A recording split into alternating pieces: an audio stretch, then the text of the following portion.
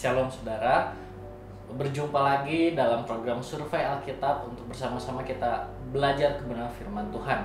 Dan pada hari ini kita akan belajar bersama dari kitab Ezra. Saudara, nama kitab Ezra dalam bahasa Ibrani yaitu Ezer, yang berarti pertolongan. Dan kalau kita lihat dalam Alkitab Latin disebut dengan Ezra pertama, yang kemudian diterjemahkan oleh Lembaga Alkitab Indonesia menjadi Ezra, dan kita pakai sampai saat ini. Kitab Ezra mencakup sejarah orang-orang Yahudi sejak Raja Koresi dari Persia menaklukkan Babel dan melepaskan mereka dari penawanan di Babel untuk memulihkan bait Allah di bawah kepemimpinan Zerubabel, sampai pada kembalinya Ezra ke Yerusalem. Dan penulis dari kitab ini tidak dicantumkan secara langsung, tetapi tradisi Yahudi meyakini penulisnya adalah Ezra sendiri. Dan tahun penulisan dari kitab Ezra, jika kita lihat berdasarkan tradisi, dipercaya bahwa kitab ini ditulis antara tahun 450 sebelum Masehi hingga 420 sebelum Masehi. Dan latar belakang dari penulisan dari kitab ini yaitu kitab ini adalah bagian dari sejarah yang berkesinambungan dari orang Yahudi yang ditulis setelah masa pembuangan. Dan kita akan melihat ada tema penulisan dari kitab ini yaitu Yahweh sebagai yang menepati perjanjian. Kesetiaan Allah pada firman-Nya sebagai yang menepati sumpah perjanjian berarti bahwa masih ada harapan bagi Israel. Itu bisa kita lihat di dalam Ezra 10 ayat yang kedua. Kepastian inilah yang memberikan semangat kepada para nabi-nabi pasca pembuangan untuk mengumumkan pesan-pesan pengharapan dan dorongan kepada masyarakat yang sedang dipulihkan. Kesediaan Yahweh untuk kembali pada orang yang berbalik kepadanya, melainkan meyakinkan masyarakat pasca pembuangan akan kehendaknya untuk memberkati dan memulihkan umat perjanjian.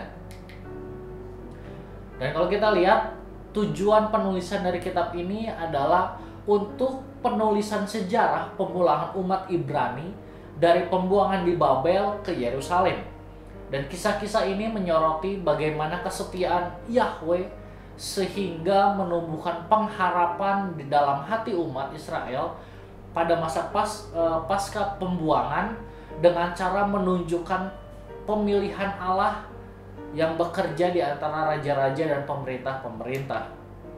Dan kita akan melihat garis besar penulisan dibagi menjadi dua bagian, yaitu yang pertama yaitu pemugaran bait suci. Itu bisa kita lihat dari Ezra 1 ayat 1 hingga Ezra 6 ayat 22. Dan pemugaran bait suci ini dibagi menjadi dua. Yang pertama yaitu kepulangan pertama ke Yerusalem di bawah pimpinan Zerubabel. Itu terdapat dalam Ezra 1 ayat 1 hingga Ezra 2 ayat 70. Di dalamnya kita bisa melihat dekret Kores, persembahan dari Israel ke Kores, perhitungan orang-orang yang pulang, dan kepulangan berakhir. Dan bagian kedua dari pemugaran bait suci yaitu pembangunan bait suci. Itu terdapat dalam Ezra 3 ayat 1 sampai Ezra 6 ayat 22. Dan di dalamnya kita dapat melihat pembangunan dasar bait suci, gangguan terhadap pembangunan bait suci, penyelesaian bait suci, dan perayaan Paskah. Dan bagian kedua dari garis besar kitab ini yaitu pemulihan umat Tuhan. Itu dapat kita lihat di dalam Ezra 7 ayat 1 hingga Ezra 10 ayat 44. Dan pemulihan umat Tuhan juga dibagi menjadi dua, yaitu yang pertama kepulangan kedua ke Yerusalem di bawah pimpinan Ezra.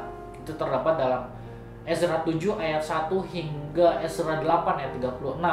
Di dalamnya terdapat surat keputusan Artasastra, lalu sensus orang Israel yang pulang, lalu persiapan rohani bagi orang-orang yang pulang. Dan bagian kedua dari pemulihan umat Tuhan yaitu pemulihan umat Tuhan. Itu terdapat dalam pasal 9 ayat 1 hingga pasal 10 ayat 44. Di dalamnya terdapat perkawinan campur Israel. Ezra berdoa kepada Tuhan dan pembaruan Israel. Dan kita akan lihat bersama Kristus di dalam kitab Ezra. Di dalam kitab Ezra, kita lihat kitab Ezra mengungkapkan kelanjutan penggenapan janji Allah untuk menjaga keturunan Daud agar tetap hidup. Hal ini terlihat dengan kembalinya sisa Israel ke tanah perjanjian. Di tanah inilah janji kedatangan Mesias akan digenapi, dan janji-janji ini berkaitan dengan tempat seperti Bethlehem, Yerusalem, dan Sion. Dan kita lihat bersama bahwa Yesus lahir di Bethlehem. Dan apa kontribusi kitab Ezra terhadap seluruh kitab yang ada, yang kita percayai? Kitab Ezra menuliskan sejarah dua dari kepulangan pertama bangsa Israel dari pembuangan di Babel.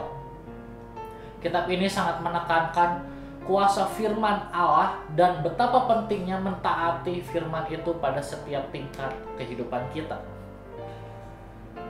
Dan kita akan menarik makna rohani yang bisa kita pelajari dari kitab Ezra ini. Melalui kitab Ezra